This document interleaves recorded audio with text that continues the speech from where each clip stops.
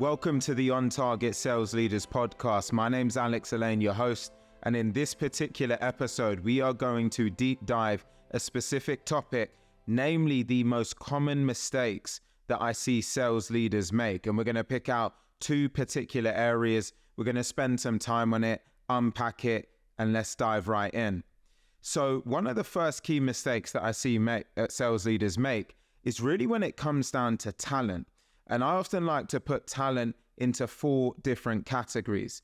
The first one is someone who is high potential and high execution. So these are really your top performers. These are the members of your team that are really performing well. They got tons of potential, they're growing, and you can really see a great future for them within your team and organization.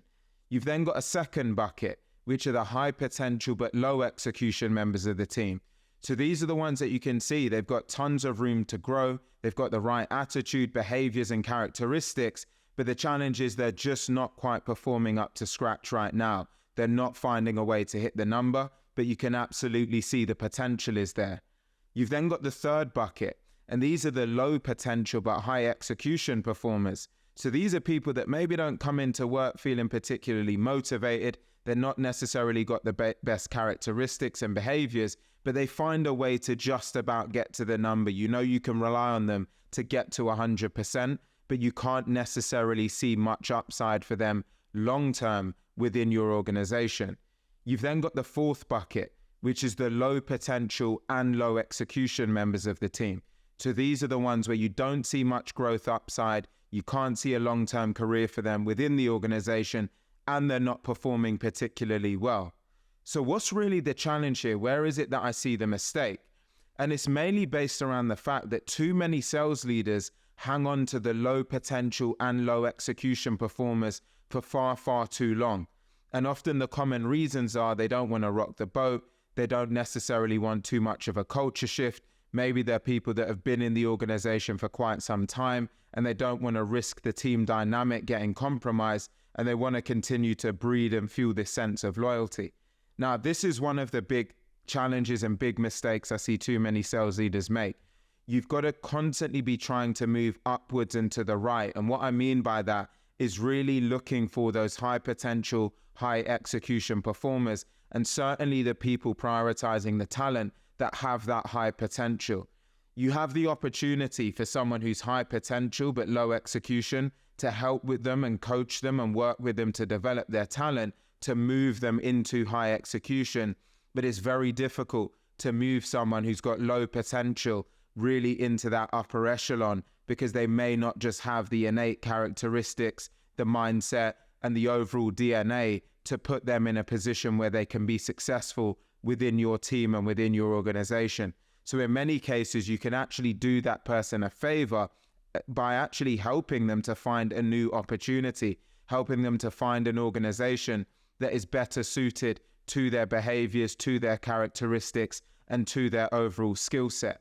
So if you're in a scenario right now where you are staring down the barrel of low potential and low execution, you've got to move those people out and start to focus on getting high potential and people that are really going to set themselves up and yourself and your team for long-term sustainable success.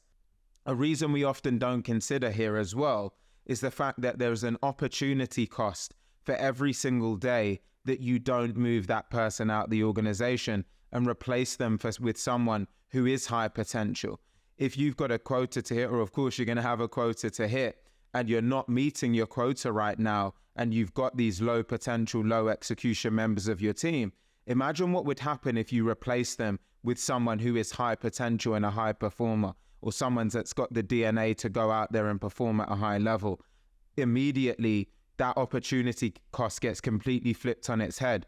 All of a sudden, you're now in a position where you can crush your quota, where you can surpass expectation. But every single day you sit on this decision, there's an opportunity cost and lost potential revenue because of your inability to make a decision that's necessary. So don't waste any more time. Go out there and do what needs to be done to advance yourself, advance your team, and put yourselves in a position where you can be successful. Now, the second early sign that I want to call out, the second big mistake that I often see sales leaders make, is the fact that they can see signals that let them know they're not going to hit their target, that let you know you're not going to hit your target and hit your plan, but you still continue to sit with it and actually just hope. You live in hope with rose-tinted glasses that one of your heavy hitters on your team is just going to pull something out the bag and find a whale deal and that you can just bank on it. Well, I've got some news for you. You absolutely can't and you shouldn't bank on that. That is not a strategy.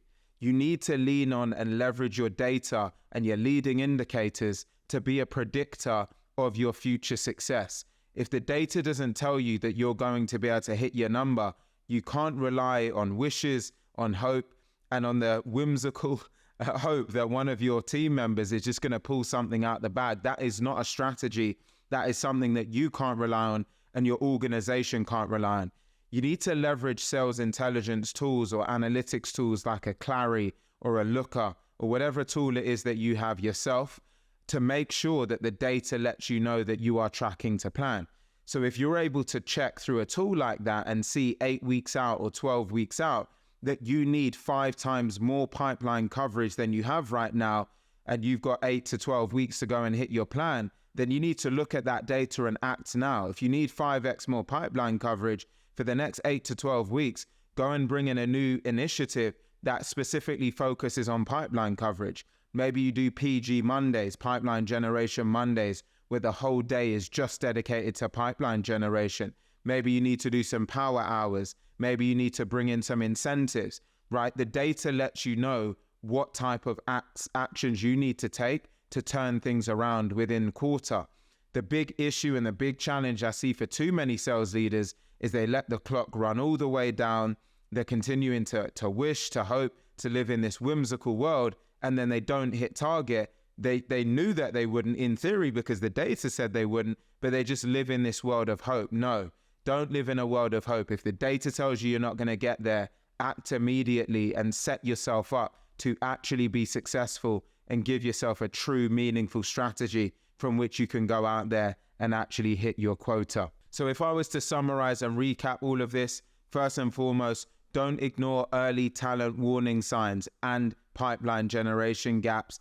If you can see early warning signs when it comes to your talent, when it comes to you actually hitting your number and hitting your revenue, have the courage, have the backbone to make the decisions that you need to make to put yourself in a position where you can lean on that data, know that there's underperformance, and to make the change to set yourself up for success. Relying on unicorns and wishes and hopes is not a strategy, so make sure that you get ahead of all of this. I hope this episode has been helpful, and I look forward to seeing you on the next one.